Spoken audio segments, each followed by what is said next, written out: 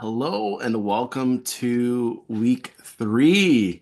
So, for week three, we're going to be focusing a lot on race and racial relations and culture. Now that we've laid the groundwork with understanding what diversity and diversity management is in week one, and understanding some of the laws and historical context behind discrimination in week two.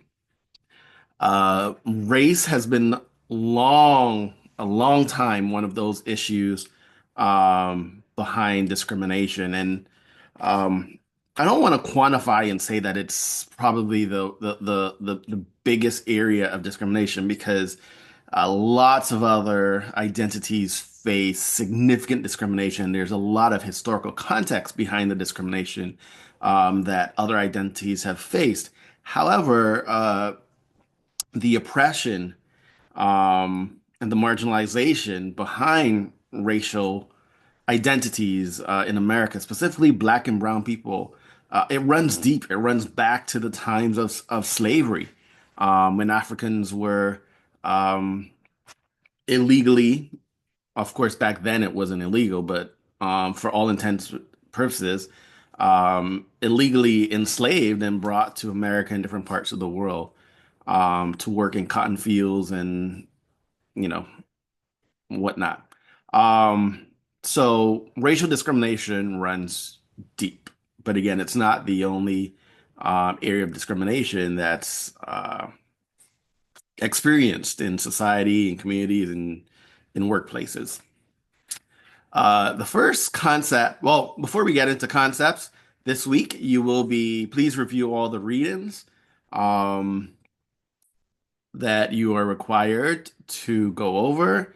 And you're going to do a week three discussion board. You're going to have a week three written assignment. You're going to have a reflection video. And also in week three, you're going to complete a initial survey. And this survey just gives me some initial feedback on how the course is going and if there's anything that you want me to change. And I have indeed made changes, to the course based on feedback from that survey. So please go ahead and take it.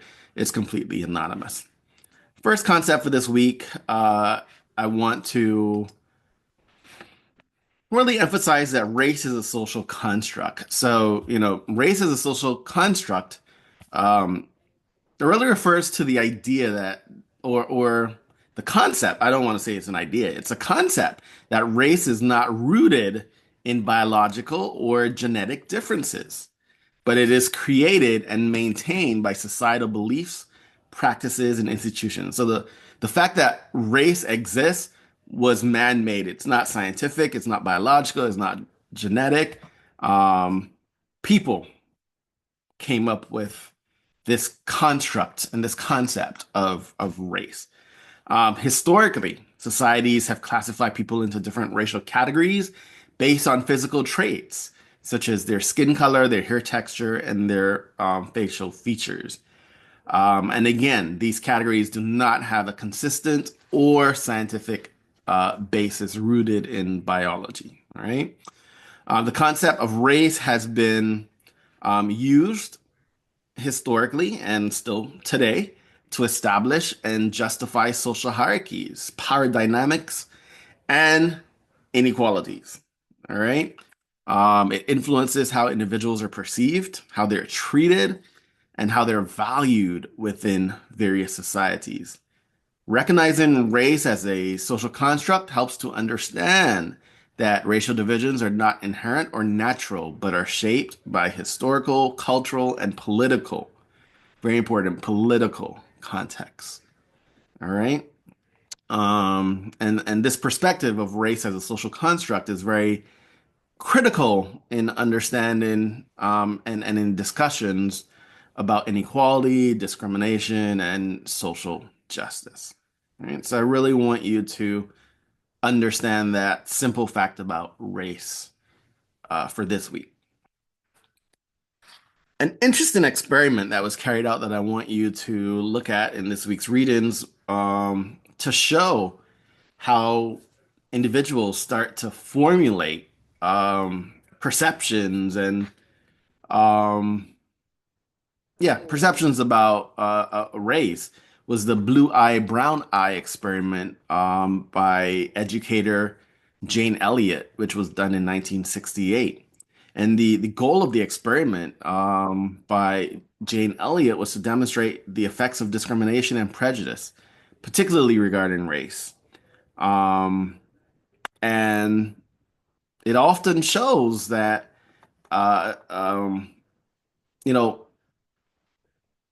children, it was done with children. Children aren't born with racial prejudice or being discriminatory.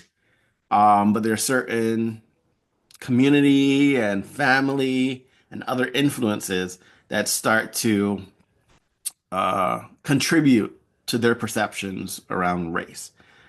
So a little bit of an overview of the experiment. Elliot, again, she was an elementary school teacher. She divided her third grade students into two groups based on eye color, blue-eyed and brown-eyed children. All right.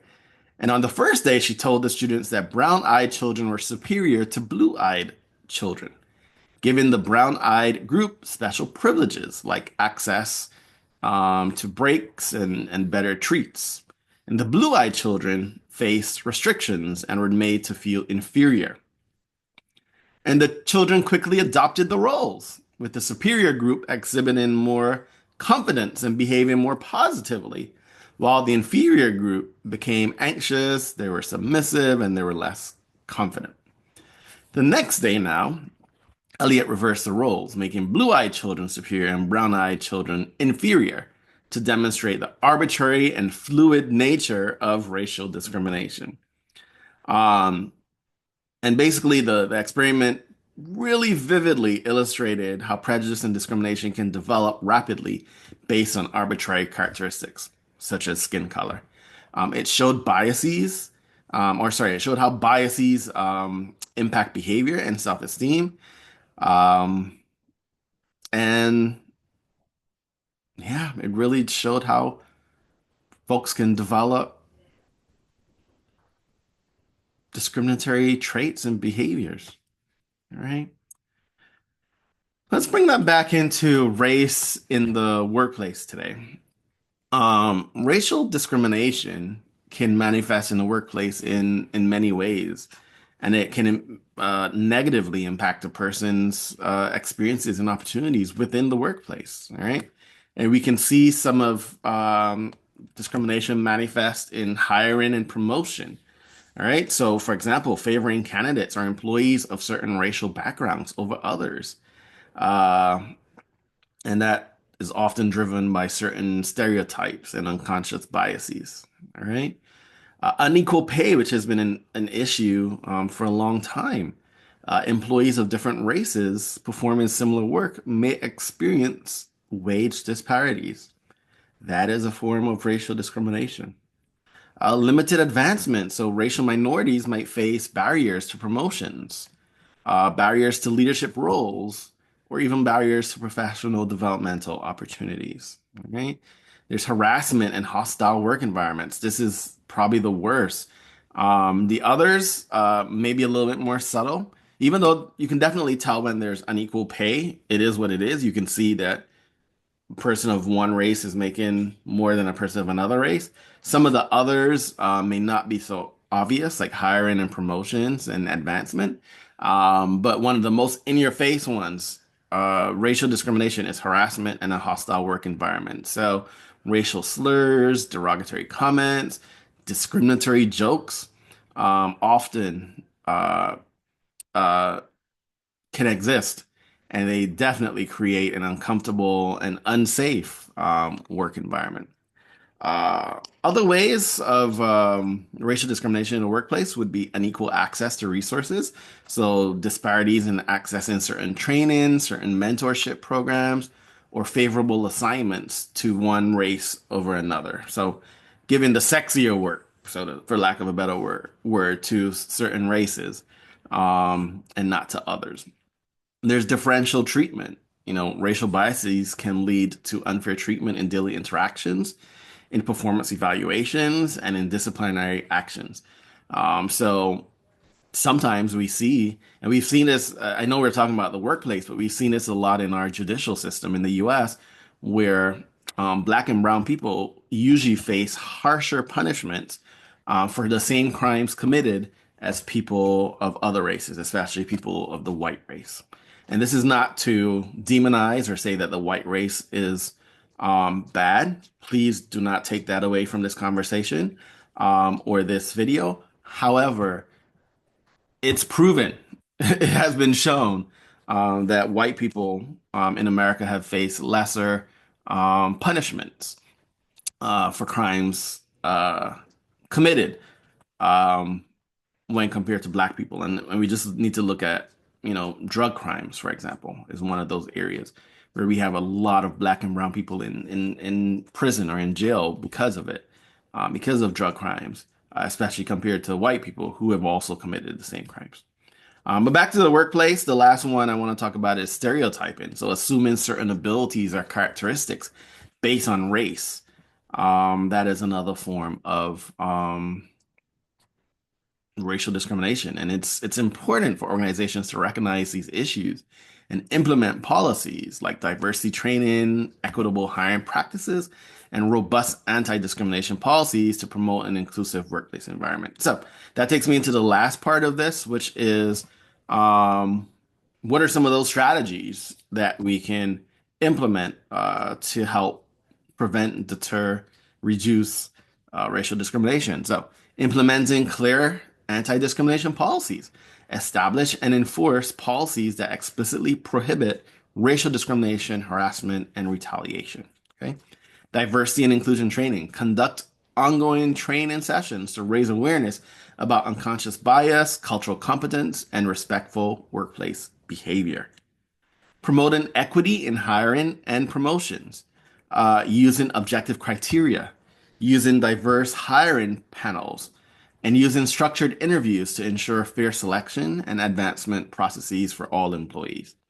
Establishing transparent procedures, so create clear, accessible channels for reporting discrimination or harassment without the fear of retaliation. Diverse leadership, foster diversity in leadership roles to provide varied perspectives and promote inclusive decision making. Mentorship and support programs, develop mentorship initiatives to support underrepresented employees, professional growth and development in the workplace. Regular monitoring and metrics, data. Collect and analyze data on workplace demographics, pay equity, and incidents of discrimination to identify issues and measure progress. Fostering an inclusive culture, which we'll do a lot more on that in the last week of the course.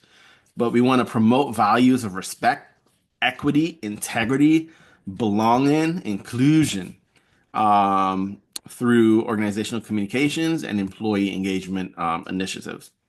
And lastly, accountability and consequences. Enforce disciplinary actions for discriminatory behavior consistently and fairly. And so by implementing these solutions and others, because this is not a comprehensive list, one can create, or at least help to create, a workplace environment where all employees hopefully feel valued, respected, and empowered to succeed. Thank you for listening to this week's lecture.